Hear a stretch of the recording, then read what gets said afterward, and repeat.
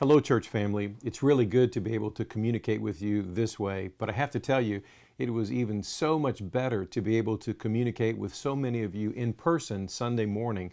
We had a great time as we had the opportunity to gather again for public worship here at our church building, and it was such a joy to be together worshiping and to welcome so many of you there.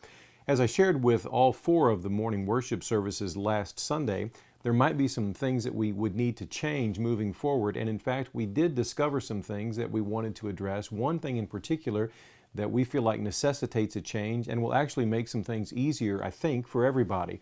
So what we're going to do, based on what we learned, is change our time for worship.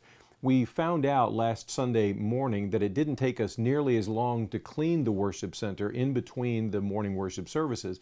So what we're going to do now is move our morning worship times to the following schedule: 8 o'clock to 8:45, 9 o'clock to 9:45, 10 o'clock to 10:45, and 11 o'clock to 11:45.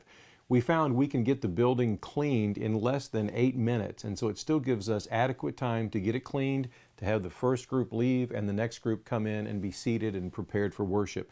We'll keep the same schedule in terms of the people's last names. So for example, our 8 o'clock worship service is for those at higher risk, including the elderly, those who are immunocompromised, and those with underlying health conditions.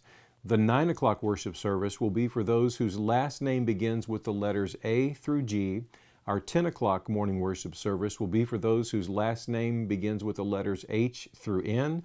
And then our 11 o'clock morning worship service will be for those whose last names begin with the letters O through Z. So thank you for the way that you have been willing to roll with the punches, so to speak, with all of this. You guys have been absolutely great, and we greatly appreciate it. Let me also remind you that even as we did last week, the same thing moving forward, at least for a time, we will not be having nursery and we will not be having children's church. Some people had asked about this and we addressed it as well, but I want to say it again. We won't be passing masks out, but we certainly understand for those of you that feel compelled to wear a mask, you're certainly invited to do that, and that is most understandable.